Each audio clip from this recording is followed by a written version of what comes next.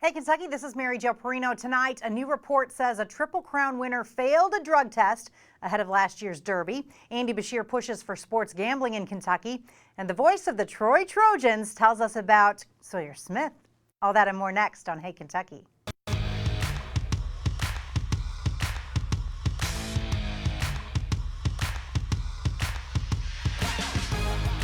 Kentucky, presented by Wendy's, alongside Drew Franklin tonight. It's Florida week. This is it. I'm excited and I'm confident. We're going to kick that off. Well, we got to kick off with something else that looked like it might be a real controversy at the very highest level of thoroughbred racing, as a recent Triple Crown champion has been linked to a failed drug test.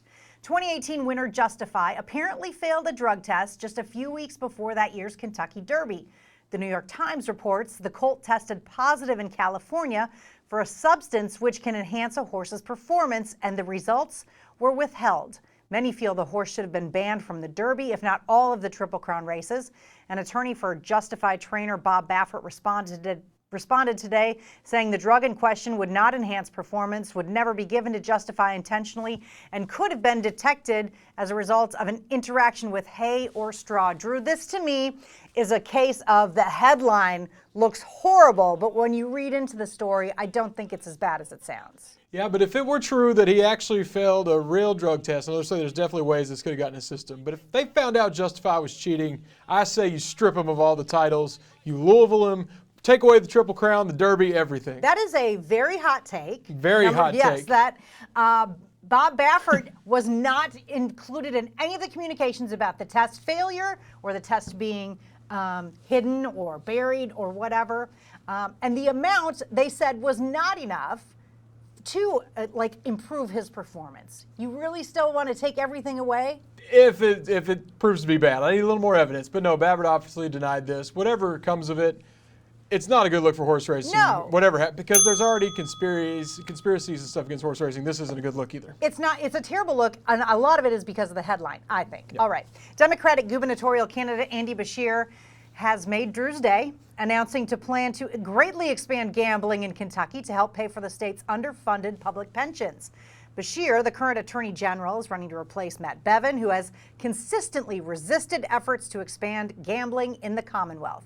Beshear's plan foresees expanded gambling across a spectrum of fronts, including legalized casinos, fantasy sports, sports betting, and online poker. In his opposition, Bevin has pointed to societal costs associated with gambling addiction. The Beshear plan calls on health officials to handle those problems. Drew, we've been waiting for this. Can I vote for him now? Yeah, Can I run to the poll and put my vote in? No, I'm just kidding. I'm not going to endorse Andy Beshear just yet, but yeah, I've made it very clear on this show. I'm a big fan of sports gambling. I love that he's saying he's for it, and I really think that's going to help him in his election. I think Kentucky needs it. I could go on and on about it, and I'm not shocked that Beshear took that side against Bevin. And Bevin's only contradiction to it seems to be the people killing themselves in the casinos every night, or the other societal mishaps. I don't know.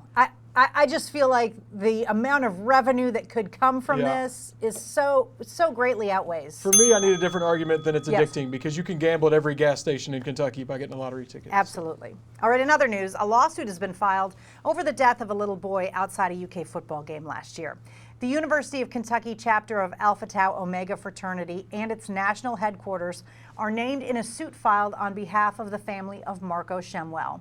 The 4-year-old was struck by a car driven by Jacob Heil, an ATO pledge. The suit alleges that the fraternity hosted a beer breakfast that morning where Heil and other underage pledges were hazed and served alcohol, and that he was drinking before the crash. ATO eventually lost its campus charter in the aftermath. The suit says the frat had been on probation for other alcohol-related violations. Drew, I never fault families for doing this, because nothing's going to bring Marko back, but you want something, right? You want to fight for something. Yeah, I mean, obviously a very awful situation. Really, I hate that they kind of have to keep living it now with this lawsuit, but at the same time, if the underage kid is drinking at an ATO house, at an ATO event, they kind of need to be held accountable for their role in it too. So sadly, this is going to drag on a little bit, but I understand why the family did it. It's the same thing, I guess, as over-serving someone at a bar and then just letting them walk out and put the keys in the ignition. I feel bad for everyone all Yeah. around. Obviously, the Shemwell family, just your heart breaks. But, Of course. But, Mr. Heil's life is totally different than it should be. A lot of lives too. ruined. Yeah.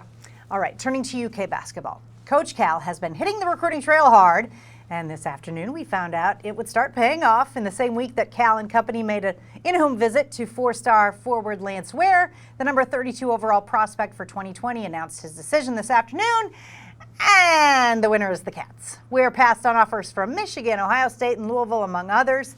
Meanwhile, Kentucky is the heavy favorite also for 2021 five-star wing Terrence Clark, who will announce his decision on Saturday and then likely become part of the 2020 class. Earlier this week, a report came out that Memphis head coach Penny Hardaway was going to visit Clark and make a last-minute pitch, but that is no longer the case. So is Penny just like conceding this one to Cal, do you think? Penny surrendered. They got Ware today. They're going to get Clark on Saturday, write it in Sharpie, and that will be 4 commits before even UK starts practicing this season. I can't think of a time Cal's loaded up so early, and he's just getting started. There's still a lot of names that are eyeing Kentucky, and I think they're going to end up having a huge class, and this is a good start to it. Will they need another big man? They need about 3 more big men. That's why it's good to go ahead and get one. Keep getting them. Any guy that wants to come, take him at that position. Yeah, absolutely. But it is funny because the Penny Cal thing has been, since the James Wiseman recruitment, has been like they're bumping heads, and now I think Penny's even saying, okay, you're still the best at this. Penny's got to win some games before I'm convinced. Yeah.